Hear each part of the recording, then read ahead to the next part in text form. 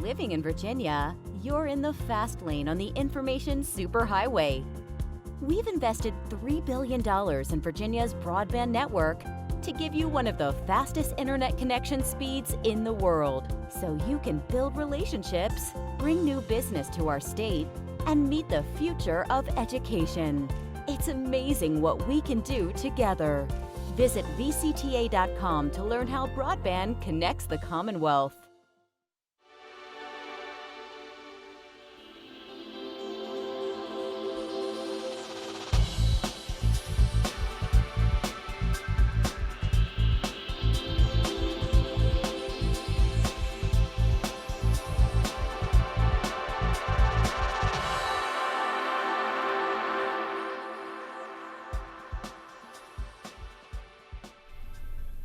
From the General Assembly and the City of Richmond, I'm Woody Evans for Cable Reports, brought to you by the VCTA Broadband Association, connecting Virginians to their government. We're pleased to have Ken Plum, Chairman of the Agricultural Committee in the House of Delegates, with us this morning. Good to see you, Ken. Woody, good to be with you. You know, I'm from a major agricultural area in Virginia, Reston. Absolutely. Well, some people think, well, how is it that you chair a committee like that? And of course, Agricultural Committee deals with for all the food that we eat, all the agricultural interests throughout the state, but we also deal with Chesapeake Bay and the Chesapeake Bay cleanup and what we can do to improve our environment there. And we deal with natural resources generally, and natural resources are on people's minds quite a bit with the notion of climate change, which is happening. You look at conditions this morning, I noticed on the television, mudslides in Buchanan County, Virginia. Excess rains leading to mudslides into houses and creating quite a bit of destruction. So it turns out to be a really fascinating committee to work with and a timely one in terms of the issues that we face. Well, talk to us a little bit about agriculture, because it's a big economic driver in the state. It's the largest economic sector that we have, and it's very diverse across the state. But also it's an industry sector that's a bit in trouble. Due to no fault of farmers now, with changing trade policies that greatly cut into their opportunities for exports, the changing patterns of people's food habits and so on. Dairy farmers, for example, are in a real decline. So it's both a promise for us on the one hand, and on the other hand, some economic challenges. I admire the tenacity and the perseverance of people who are farmers. Obviously, we need them for our food stuff, but at the same time, they face an uphill battle with changing patterns in our living lifestyles and so on. You mentioned the Chesapeake Bay. What's the health of the bay? Well, we're doing better. I mean, the Chesapeake Bay at one time back in the 1980s was seemingly on its deathbed. It had, in fact, dead spots through it where you didn't have any aquatic life.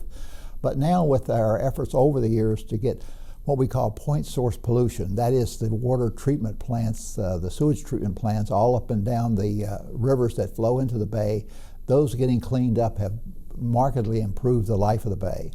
We're turning now to a chapter that's really challenging to deal with, and that's the agricultural runoff. And on the Agricultural Committee, we hear a lot about that. Obviously, farmers need to use fertilizers and so on in order to enhance their crop production. But the runoff from that also can provide over nutrients in the bay and result in the degradation of life of the aquatic animals and so on there. But what we have now is a plan in place where we're going to have farmers do a nutrient management plan in concert with our Department of Conservation and Recreation and our soil and water conservation districts to try to reduce that. And we have to say to our suburban and urban dwellers also, don't over-fertilize your lawn. In fact, look at the directions on the bag and do about half of that, and you'll have plenty of green grass. Don't need a lot to run off into the sewage system where it then ends up in the bay. We also, in terms of the bay, are looking at what we can do with farmers in the Shenandoah Valley. A lot of people don't recognize that all up and down the Shenandoah Valley, that feeds into the Chesapeake Bay. Comes around the corner of the Blue Ridge Mountains down to the Potomac River. Shenandoah River flows north into the bay. And cows standing in streams on a hot summer day feels really cool to them, but they then defecate in the streams and so on and create a real hazardous situation. So we're working with farmers on how it is that you can fence in those streams, create a buffer of trees and wild native plants and so on, and clean up the stream. And for local neighbors, that's great to clean up the stream. You have a clean stream then to live by, but also it's important for the state as a whole as it affects the quality of life in the Chesapeake Bay. So we're doing much better. We still have a ways to go. Now, you mentioned aquatics. There is a peculiar quirk in Virginia law that allows the General Assembly to regulate the menhaden fish. Yep. Is that ever going to change? That's going to change. I sponsored the bill on behalf of the governor this time that shifts the management of the menhaden fishery from the General Assembly, oddly enough, to the Virginia Marine Resources Commission. When I presented the bill, asked the members of the committee, what do you know about menhaden fish? How much time do you have between sessions to work on managing the fishery? And the answer to that is that the reason for it being controlled by the General Assembly is lost in the annals of history of why politically it turned out to be that way. But we're making a change this year that says that menhaden fish, the menhaden fish themselves are a great economic product in that they provide fish oil, they provide food supplements and so on. They provide animal food when they're dried out and so on. But if they overfish, they are also a forage fish for the other fish in the bay. So if you like striped bass and so on, they feed on menhaden fish. So management means that you control the amount of fish that are taken so that on a sustained basis over decades, you still have fish. So the Virginia Marine Resources Commission, the bill's passed the House, and I'm sure it's going to pass the Senate. The governor will sign it, and we'll get out of the business of pretending that we're managing the fishery and have it, in fact, in good scientific hands to do it on a scientific basis. Now, you mentioned, go ahead. The sports fishermen will like that too, because the sports fishermen both use menhaden fish as bait, as do crabbers and so on, but also too then it allows the population of other kind of fish in the bay to prosper. Now, you mentioned dairy farmers, and they've been experiencing some hard times. I noticed there is some legislation to ensure that people know the difference between dairy milk and nut milk, so to speak. Yeah, right. Well, I will tell you, as one who has a lactose intolerant and who uses oat milk, I don't think you're going to find much competition by way of taste between oat milk and regular milk. So that bill has been set aside now in the Senate, and we won't be changing that. But just look on the package, you'll be able to figure it out very easily whether you're buying almond milk, soy milk, oat milk, or milk. Now, you've been very productive. Crossover just occurred. There are a lot of bills that have made their way onto the Senate. Talk to us about human rights legislation. Oh, Woody, I could not be more proud of this session and what we're doing by way of human rights legislation. I've been a part of an effort over decades to try to make sure that Virginia sets aside its racist history, sets aside its discriminatory practices, because we have a real mixed history. I'm proud of Virginia as a native Virginian, but at the same time, I fully recognize that we've done some horrible things to people institutionally. Not just how people feel about other people, but how we pass laws that try to keep black people from voting, from participating fully in the life of the community. And we now have passed a series of bills, Virginia Values Bill, for example, that deals not only with what we know as typical racial segregation and so on, but deals also with values that relates to people who are transgender, people who have a different sexual orientation than we may have and so on, and recognizes that these are real people with real concerns and real issues and real rights, and that we don't discriminate based on those matters. It doesn't affect me how it is that you were born black, I was born white, that some people were born with by gender identity different than their biological identity, and we've got to recognize that, and we're doing that in law finally. And I commend the governor for his leadership too, in terms of making sure that we have equity funding, that we no longer take care of the white schools and then we leave some money left over for black schools. We do equity funding to say that we got to do some things to catch those schools up because they were left behind for so long.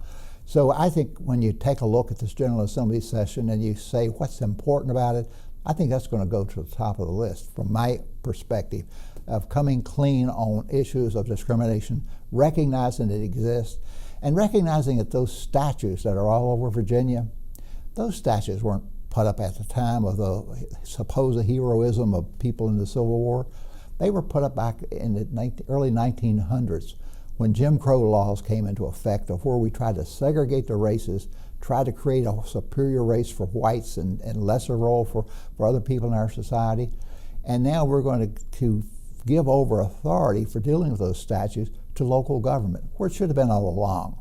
But these laws were passed and those statues were put up when we were talking about the lost cause of how honorable it was that we went to war in the Civil War. And when in fact, when we look at honestly at what the history was all about, it was about efforts to try to preserve slavery and try to preserve the slave trade that went on between Virginia and the Deep South. Richmond, Virginia was a major slave trading area when in fact slaves, the tobacco land kind of burned out, and Virginia was no longer as prosperous as it was with the plantation society, and so it got into the business of selling human beings as slaves.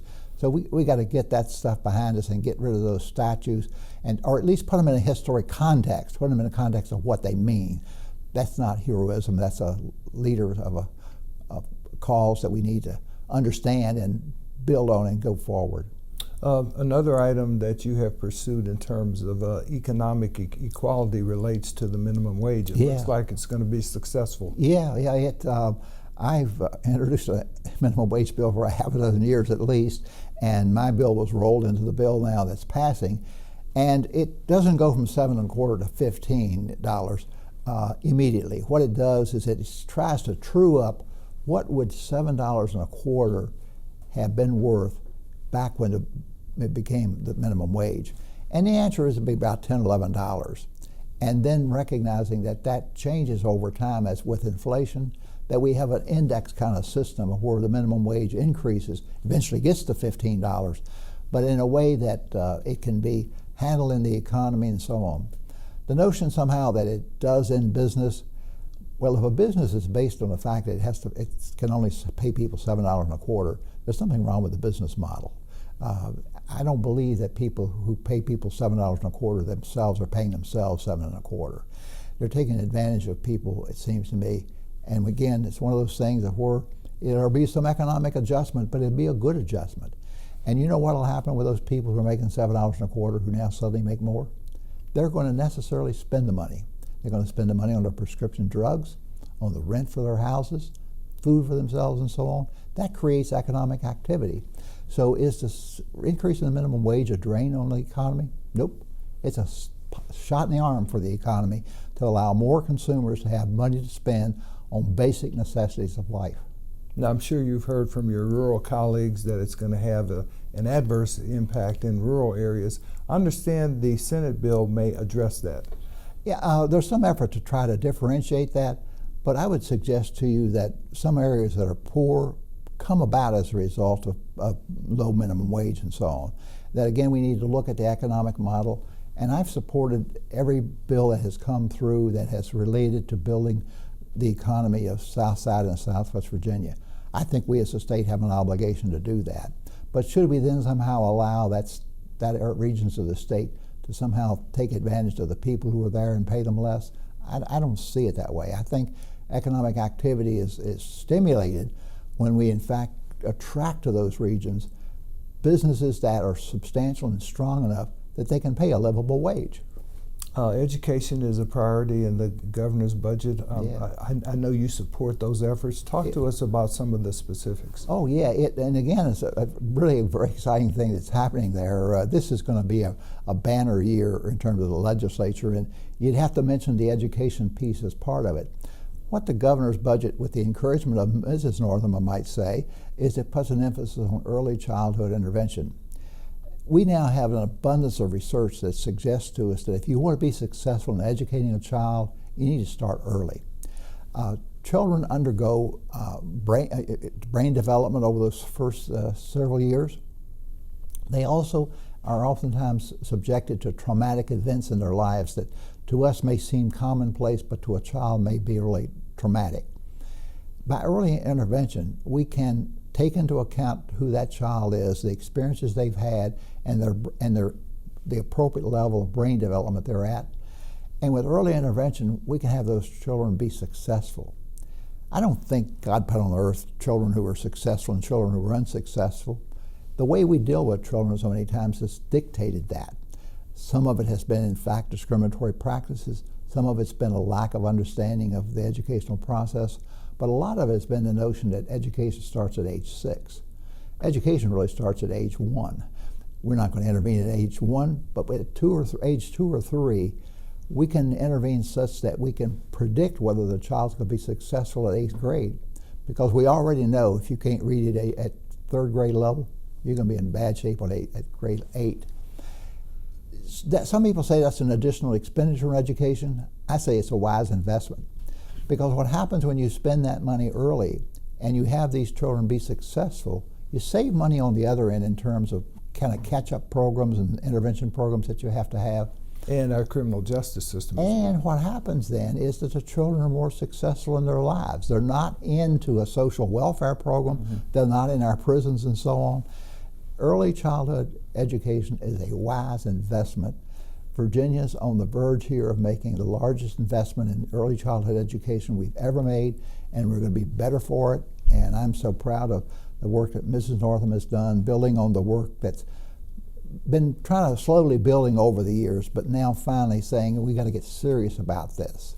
Now we're also addressing teacher compensation once more. Yeah, average teacher pay in Virginia is like several $1,000s less than the national average. But we're in the 9th wealthiest state in the union. It doesn't make any sense that we have wealth as a state, but we have teachers who have trouble getting by. Teachers who have spent their time, and I was once a classroom teacher, not for very long, but I was a classroom teacher, and understand that teaching is not an 8-hour-a-day job. What happens is you work on your lesson plans late at night, you grade your papers late at night, and so on. We need not to have our teachers have to go out and bag groceries at the end of the workday to meet their expenses and so on. We need to get the average pay up. So it looks like I'm talking about a lot of stuff that costs money. And so how are we going to do this? Well, somewhere along the way, we're going to have to take a look at the budget system in Virginia. If you take a look at how much we tax people in Virginia versus how much income they make, because we are like I say, the 9th wealthiest state in the union, we're like 47th, 48th in terms of percentage of income that's taken as taxes. Now, I'm not a big guy for raising taxes. I don't think we should raise taxes anytime until we absolutely have to, but we're kind of at that point. And at that point, we say that we give people who work for us as teachers the kind of pay that we need to keep them in the classroom and keep them motivated to do a good job. The other side of that, of course, is also the fact that we need more school counselors. If you talk to teachers and elementary school principals and so on about the children who are coming into our schools these days, we're having children with a whole variety of issues and so on.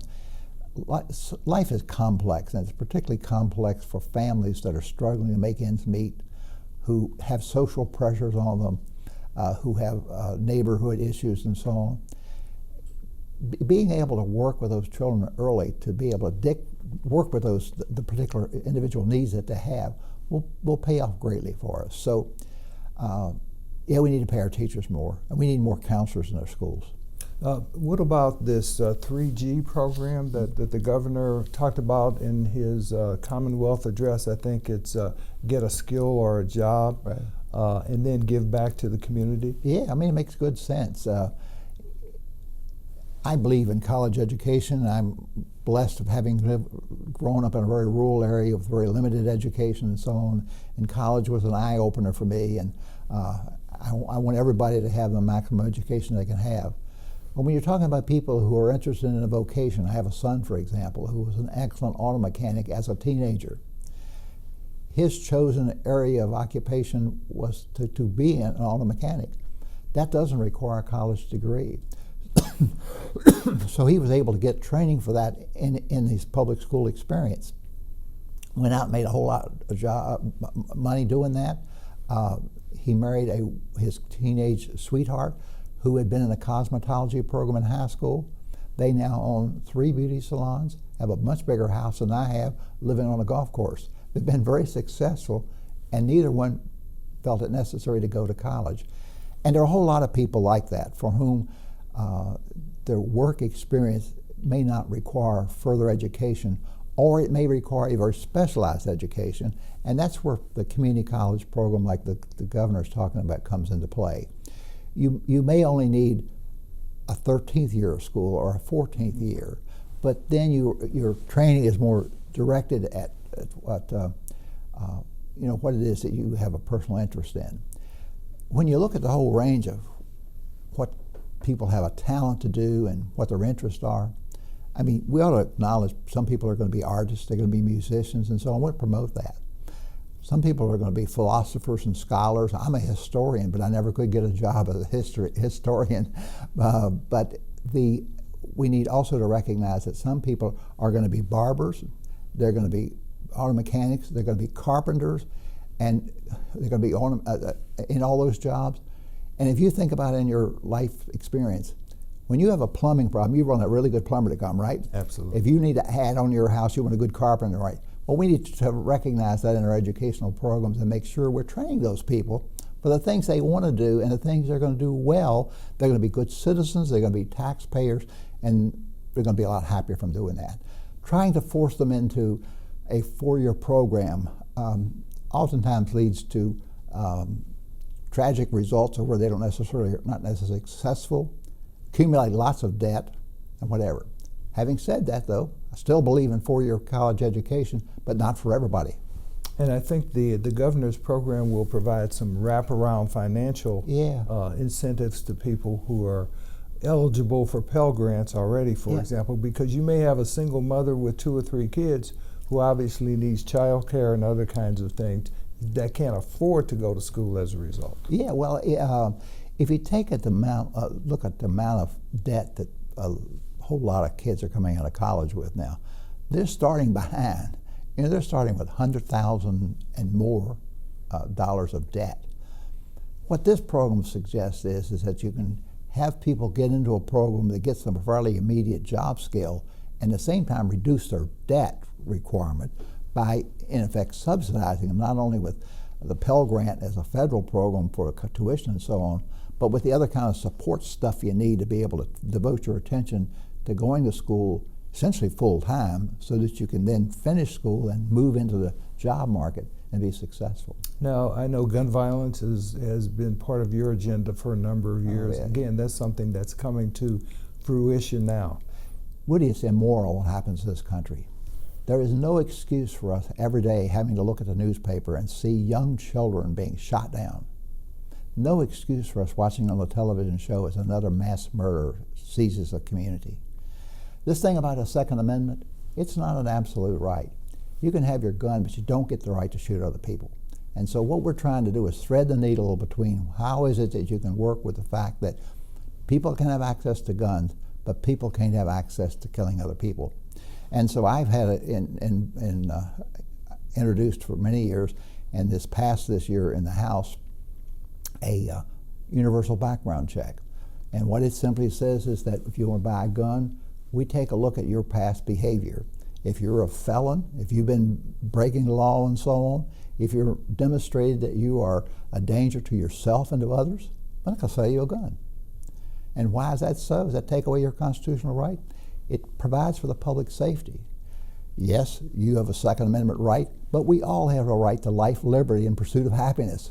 And the two don't come into conflict when we recognize that responsible people can have all the guns they want, but you show that you're irresponsible, it doesn't make sense that we allow you to walk around with a gun. Now, I know there's some other matters that have passed the House and are likely to pass the Senate. For example, the reinstitution of the ability to purchase only one gun a month, for example. Yeah, well, back in the Governor Wilder administration, we put that bill on the books because in tracing guns and the crime in New York, it was found that most guns came from Virginia.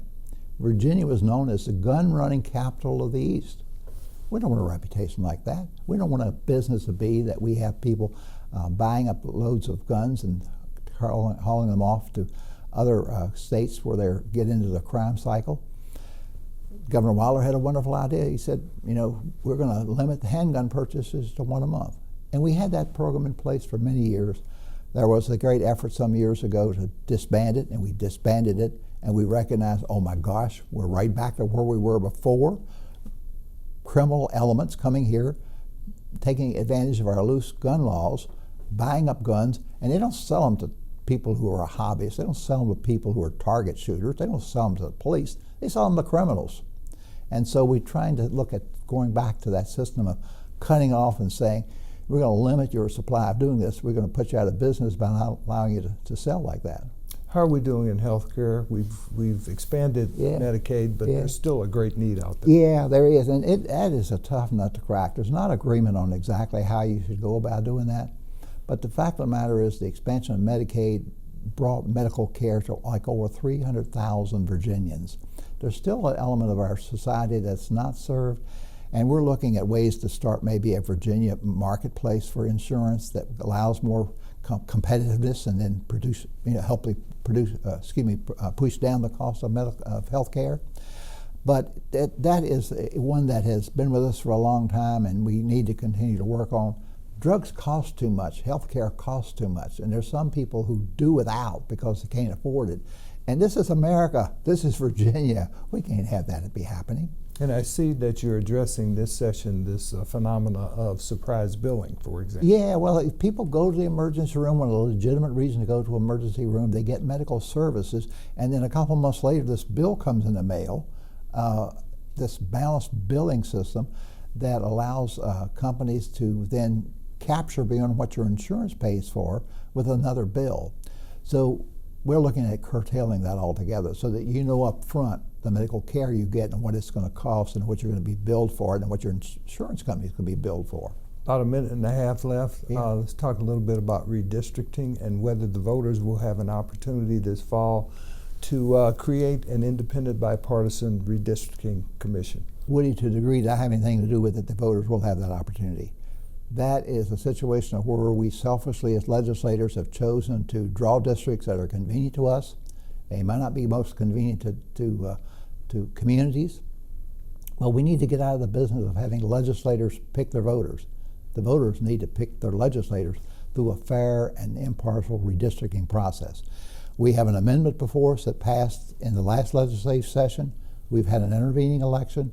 If we pass that amendment again, which I want to make sure that we do, then voters will have a choice of putting into place a commission then that will make the decision as to how the district will be drawn. Now, apparently a constitutional amendment does not have to pass by crossover. There's a little bit more time? Yeah, we still, we adjusted the rules because we knew this was going to be a long debate, and so we still have up until essentially the end of the session to put that before the voters.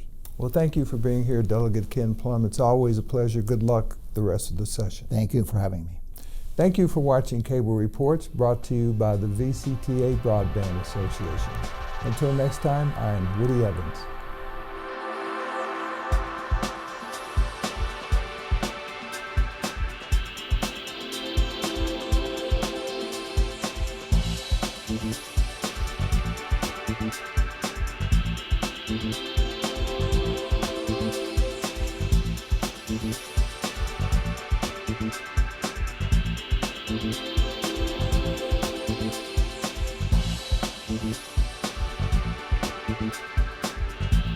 Mm-hmm.